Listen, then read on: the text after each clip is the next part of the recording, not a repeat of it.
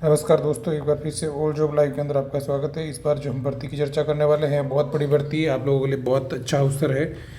ये एसएससी के थ्रू होने वाली रिक्वायरमेंट भर्ती है। ठीक है, सबसे पहले आप डेली रेगुलर अपडेट के लिए इस चैनल को सब्सक्राइब कर लें और अधिक से अधिक शेयर करें। सब्सक्राइब कर लें, लाइक कर लें इस शेयर को, ताकि हमें मोटिवेशन मिले और आपके लिए मैं अच्छी से अच्छी भर्तियाँ लेकर आऊँ। और ठीक है, तो इसको सब्सक्राइब ज़रूर कर लें और इसके टेलीग्राम चैनल को ज्वाइन कर ले, जहाँ पर लगातार हर रोज़ 5 से 10 भर्तियाँ अपडेट की जाती है, सरकारी भर्तियाँ अपडेट की जाती है, जहाँ आप अपनी अलग अलग भर्तियाँ देख सकते हैं। और जो भर्तियाँ हमें इंपॉर्टेंट लगती है उसको हम डिटेल में डिस्कशन करते हैं। हम बढ़ते हैं वीडियो की तरफ और इस वीडियो में हम चर्चा करेंगे कि भर्ती के लिए क्या योग्यता है, कौन कौन जेई बन सकता है, कौन नहीं बन सकता है, इसके लिए क्या योग्यता है, क्या उम्र होनी चाहिए। ये बड़े बूढ़े बुजुर्ग सब लोग देख सकते हैं, क्योंकि अपने बच्चों को जेई बनाने के लिए आपको पता होना चाहिए क्या योग्यता रहने वाली है, क्या योग्यता नहीं रहने वाली है। फिर आपको पता ही नहीं रहेगा, फिर आप दूसरों से पूछते रहेंगे कि मेरे बच्चे का करियर बनाना है तो मुझे क्या पढ़ना चाहिए, कहाँ बैठना चाहिए, कौन सी स्कूल में भेजना चाहिए, ये आपको पता चलेगा ही नहीं कभी भी। ठीक है,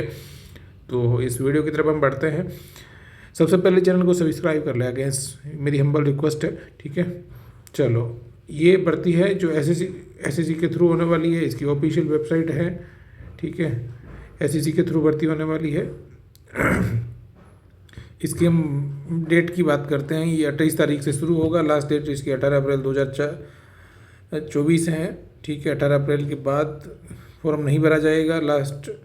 ठीक है, 22 से लेकर इसके बाद करेक्शन का या पेमेंट का कुछ इशू है तो वो आप करेक्शन कर सकते हैं। ठीक है, उसके बाद हम आगे बढ़ते हैं। इसमें और कुछ एग्ज़ाम जो होगा, 2 एग्ज़ाम होंगे, कंप्यूटर बेस्ड एग्ज़ाम होंगे। एक जून में होगा और जो मेंस एग्ज़ाम होगा वो बाद में होगा। दोनों पेपर होंगे वो कंप्यूटर बेस्ड होंगे, सीबीटी। ठीक है,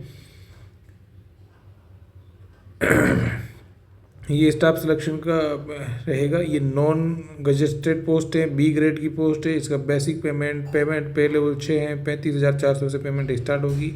इसमें डी अलग से लगता है। ये बेसिक पेमेंट है, यानी कि 60 से 70 हज़ार रुपये आपकी पेमेंट बनने वाली है।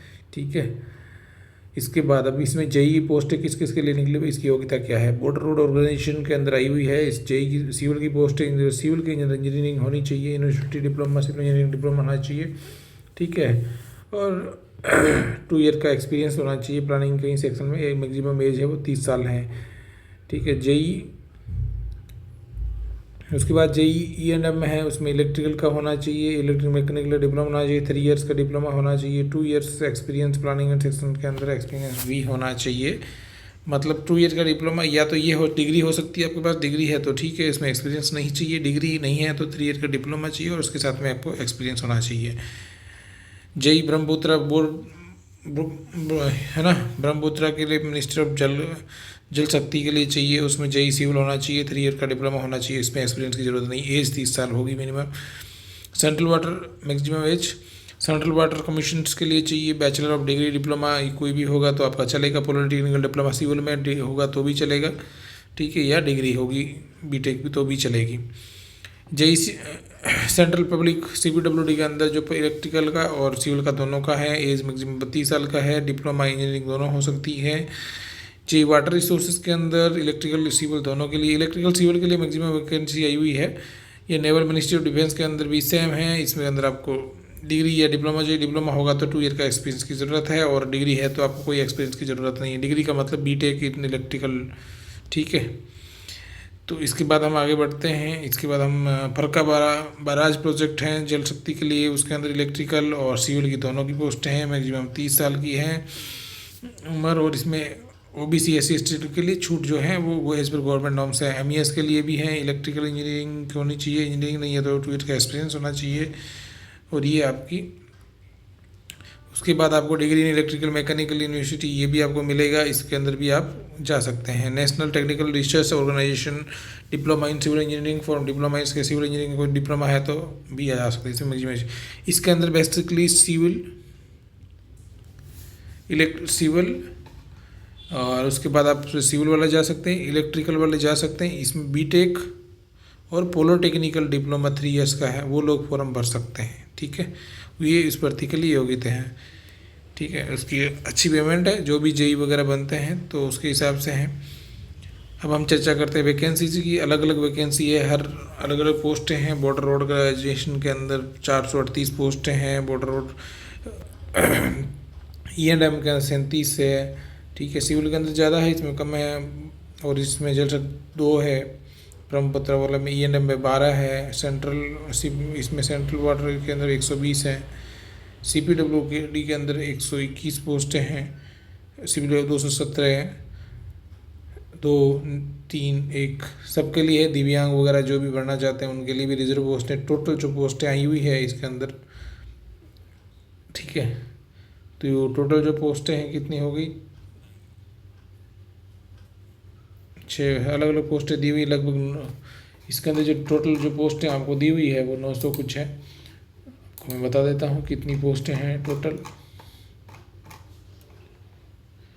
टोटल जो आपकी पोस्ट आई हुई है इसके अंदर 966 पोस्ट्स हैं, जो 966 पदों की वैकेंसी है, ठीक है। रिजर्वेशन SC ST OBC के लिए है। OBC के लिए एज की गवर्नमेंट एज पर गवर्नमेंट नॉर्म से एक्सर्विसमेंट्स के लिए छूट है, तो आप उसको देख सकते हैं। दिव्यांग के लिए हैं, दिव्यांग ये सारे दिव्यांग जो हैं इसके जितने भी हैं ये भर सकते हैं। इस कैटेगरी के इसमें भी भर सकते हैं, इस कैटेगरी वाले, ठीक है। तो आप लोग ये फॉर्म भर सकते हैं, इसमें कोई दिक्कत ही नहीं है। आपको SC ST OBC के लिए जो इसके लिए फॉर्म कौन ये ऑल इंडिया की भर्ती की है, ठीक है। ऑल इंडिया भर्ती है, कोई भी फॉर्म भर सकता है। सिटीजन ऑफ भारत, नेपाल, भूटान से जो एज पर गवर्नमेंट नॉर्म्स है उसके अनुसार। उसके बाद हम एज रिलैक्सेशन की बात करते हैं। एज रिलैक्सेशन आपका देखो नॉर्मली 30 साल के लिए आपके 1994 से लेकर 2006 के बीच में होनी चाहिए, पुरानों से लेकर 2006 के बीच में होनी चाहिए।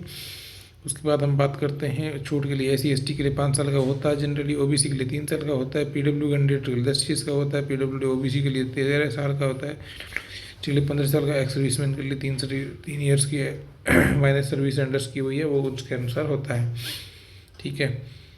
ECM का मतलब ये हो गया कि नेवी एयरफोर्स के अंदर जो एक्स सर्विसमैन है उन्हीं को रिजर्वेशन है, बाकी किसी फोर्सेज वालों को रिजर्वेशन नहीं है, ठीक है। बाकी सर्टिफिकेट का प्रोसेस रिहा हुआ है। और किसी को PDF चाहिए तो टेलीग्राम चैनल ज्वाइन कर ले, वहाँ से आपको ये PDF मिल जाएगा, ठीक है। चिंता करने की ज़रूरत नहीं है। उसके बाद और कुछ जो भी है डिटेल में या कुछ आपको चाहिए तो फॉर्म कैसे भरना है, फॉर्म और फीस। इसके अंदर 1 टाइम रजिस्ट्रेशन करना, जाकर SSC की साइट पर जाकर आपको 1 टाइम रजिस्ट्रेशन करना होगा। 1 टाइम रजिस्ट्रेशन करने के बाद वहाँ पे फ्लैक्स होगा, उसमें ये इस पे जाके 1 टाइम रजिस्ट्रेशन के बाद आपका फिलिंग फॉर्म का ऑप्शन आएगा। उसके बाद आप अपना फॉर्म भर सकते हैं, जिसमें आपको फ़ोटो लाइट बैकग्राउंड का चाहिए, आई क्लियर होना चाहिए, फ़ोटो के ऊपर कोई कैप वेप नहीं होना चाहिए, ग्लास व्लास नहीं पहनना चाहिए, मास्क वास्क नहीं होना चाहिए। लास्ट डेट जो है इस फॉर्म की वो 18 तारीख है, 18 अप्रैल, आपको मैंने पहले भी बता दिया है। तो इसमें कोई भी आपको डाउट है, किसी तरह का डाउट है तो आप हमें बता सकते हैं कमेंट सेक्शन में कमेंट करके। कमेंट जरूर करें कि आपकी योग्यता क्या है, आप कौन सी क्लास में पढ़ रहे हैं। आप कमेंट्स अपनी योग्यता का जरूर करें ताकि हम आपके लिए नए नए वीडियो लेकर आएँ। इसमें जो फीस है आप online visa, credit card, Bhim, UPI सबसे किसी से भी कर सकते हैं।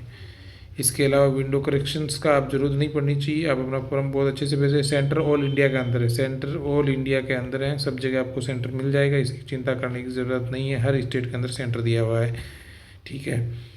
ये सारे सेंटर हैं जो प्रत्येक स्टेट के अंदर अवेलेबल हैं। तो वो आपको, अब हम बात करते हैं एग्ज़ाम की स्कीम की। एग्ज़ाम कैसे होगा, एग्ज़ाम के 2 पेपर होंगे, ठीक है। दोनों CBT बेस्ड होंगे। पहला पेपर जो कंप्यूटर बेस्ड होगा वो जनरल इंटेलिजेंस रीजनिंग का 50-50 क्वेश्चन आएंगे, जनरल अवेयरनेस के 50 क्वेश्चन आएंगे। और दूसरा जो होगा प्रोफेशनल जो पेपर पार्ट होगा उसका होगा, जैसे पार्ट सिविल इंजीनियरिंग का हो गया, इलेक्ट्रिकल का हो गया, पार्ट मैकेनिकल का हो गया, ठीक है, वो 100 नंबर का होगा। उसके बाद पेपर 2 होगा। पेपर 2 के अंदर आपका होगा जनरल इंजीनियरिंग होगा, और जनरल इंजीनियरिंग पार्ट 2 होगा वो जनरल सिविल और इनका पूरा प्रोफेशनल ही होगा, ठीक है। तो इसमें क्या कि 100 या 300 का दोनों का पेपर होगा। तो इसके हिसाब से कंप्यूटर सिविल प्रोफेशनल होगा, पहले नॉर्मल होगा, फिर प्रोफेशनल होगा। उसमें जो भी क्वालिफाई होंगे उनकी मेरिट बनेगी, उस मेरिट के आधार पर आपका सिलेक्शन होगा, ठीक है। CBT बेस्ड है। और सिलेबस जो आपको बता दिया गया है, देखो सिलेबस इसका क्या क्या रहने वाला है। सिलेबस देखो, जनरल इंटेलिजेंस रीजनिंग का ये टॉपिक रहेंगे, वर्बल नॉन वर्बल ये सारे रहेंगे। रीजनिंग के जनरल अवेयरनेस के अंदर ये टॉपिक रहेंगे। और बाकी सिविल्स के अंदर सिविल्स जो है उसका देखो ये सिलेबस रहेगा। और इलेक्ट्रिकल इंजीनियरिंग का ये रहेगा, मैकेनिकल्स के लिए ये रहेगा। तो आपको जो भी सिलेबस डिटेल में पढ़ना है तो आप लोग ये हमें टेलीग्राम ज्वाइन करके वहाँ से पढ़ सकते हैं। पार्ट 2 में सिविल इंजीनियरिंग स्ट्रक्चर बाय इनका पार्ट जो पेपर 2 होने वाला है उनका सिलेबस ये दिया हुआ है। जिनको भी सिलेबस देखना है, जो देखना चाहते हैं वो इसको PDF को ले सकते हैं, उस PDF को लेकर आप पढ़ सकते हैं। ठीक है, ये डिटेल में सिलेबस दिया गया है, डिटेल में सिलेबस आप देख सकते हैं। हर चीज़ के लिए मैकेनिकल इंजीनियरिंग ये सब के लिए सिलेबस आराम से आप पढ़ सकते हैं, देख सकते हैं, उसके हिसाब से तैयारी कर सकते हैं। ठीक है, एग्ज़ाम के लिए आपका हमने बता ही दिया है। एग्ज़ाम आपको कैसे फॉर्म भरना है ये आपको फिर से बता दे रहा हूँ। SSC की साइट पे जाना है, वहाँ से फॉर्म भरना है। ठीक है, OTR 1 टाइम रजिस्ट्रेशन आपको करना पड़ेगा। किसी को भी कोई दिक्कत है तो आपको बताना पड़ेगा, जो उसके साथ आपको ये सब डॉक्यूमेंट एग्ज़ाम के टाइम कोई भी एक डॉक्यूमेंट चाहिएगा, आधार कार्ड या पैन कार्ड या वोटर ID कार्ड। ठीक है, ये सब चीज़ें ज़रूरत पड़ेगी। उसके बाद आपको हम बता दें, और किसी को कोई डाउट है, शंका है, समाधान है तो हम बता देंगे। पोस्ट प्रिफरेंस वगैरह आपका जब एग्ज़ाम क्लियर हो जाएगा तो आपको देना पड़ेगा। ठीक है, मोड ऑफ सिलेक्शन में जो मिनिमम है एग्ज़ाम के 30%, OBC 25%, और अदर कैटेगरी 20% होना चाहिए। ठीक है, इतना आपको मिनिमम क्वालिफाई मार्क्स लाना ही पड़ेंगे। इतना मालूम मिनिमम क्वालिफाई मार्क्स लेकर नहीं आएंगे तो आपको पास नहीं किया जाएगा चाहे। ठीक है, तो और किसी कोई डाउट है, कुछ है तो आप बता सकते हैं, कमेंट सेक्शन में कमेंट्स कर सकते हैं। ठीक है, आपको मैंने पहले ही बता ही दिया है फॉर्म कैसे भरना, ये सारा same website organ OTR 1 time registration ये सब करके आप फॉर्म भर सकते हैं। तो अधिक से अधिक शेयर करें, अपने दोस्तों के साथ शेयर करें, अपने फैमिली मेम्बर्स के साथ शेयर करें, अपने छोटे भाई बहन को बताएं कि आप कैसे तैयारी कर सकते हैं। इसमें इलेक्ट्रिकल JEE में स्कोप क्या है, कितना स्कोप है, ये बाकी सारे फॉर्मेट भी दिए गए हैं। तो आपको ये फॉर्मेट चाहिए किसी को, ठीक है, फिजिकली वाला, हैंडीकैप वाला या कोई भी सारे ठीक है, लेटर ऑफ अंडरटेकिंग यदि आपको जहाँ विकलांग है जो दिए सभी स्क्राइब चाहिए तो उसको भी ले सकते हैं। उसके साथ में ये सारे फॉर्मेट डिटेल में दिया गया, डिटेल में इस भर्ती के बारे में दिया गया है। जिसको भी चाहिए प्लीज़ शेयर करें। और ये फॉर्म आप करेंगे SSC की साइट पे तो ऐसी वेबसाइट खुलेगी। ठीक है, ये वेबसाइट खुलेगी, इस वेबसाइट पे जाना है, उसको 1 टाइम रजिस्ट्रेशन करना है। 1 टाइम रजिस्ट्रेशन के लिए ये प्रोसेस पहले स्क्रीन आएगी, उसमें आपको अपनी ID, पासवर्ड, रजिस्ट्रेशन नंबर भरना है। ठीक है, ऐसे 1 टाइम रजिस्ट्रेशन होगा, पूरा कंप्लीट डिटेल हो जाएगी। उसके बाद आपको फॉर्म भरने का ऑप्शन खुलेगा जहाँ से आप अपना फॉर्म भर सकते हैं। इस तरह से आएगा आपको कुछ। ठीक है, वहाँ से आप फॉर्म भरिएगा, फिर आपका रजिस्ट्रेशन पेज आ जाएगा, ये रजिस्ट्रेशन नंबर मिल जाएगा जहाँ से आपको रजिस्ट्रेशन नंबर मिलेगा। और उसके बाद आपको पासवर्ड वगैरह सब वापस लॉगिन करना है, लॉगिन करके फिर से शुरू से भरना है। ठीक है, तो पासवर्ड सेट वेट होने के बाद ये सब चीज़ें आपको आ जाएगा। इस तरह से कुछ इंटरफेस दिखाई देगा आपको वेबसाइट के ऊपर। जैसे ही आप लॉगिन करोगे ये सारे ऑप्शंस खोलेंगे। ठीक है, तो डिक्लेरेशन ये सब करके लास्ट में आपको फॉर्म सबमिट करना है। और किसी को कुछ डाउट हो तो आप हमें पूछ सकते हैं। चलो, थैंक यू दोस्तों। वो ये जैसे फॉर्म का ऑप्शन है ये खुल जाएगा आपके सामने। ठीक है, ऐसे इस तरह से आपको डिटेल मांगी जाएगी, आप ये सारी डिटेल भरना है, ये सारी डिटेल आएगी। इसमें देख सकते हैं आप एजुकेशन क्वालिफिकेशन की डिटेल आएगी आपकी।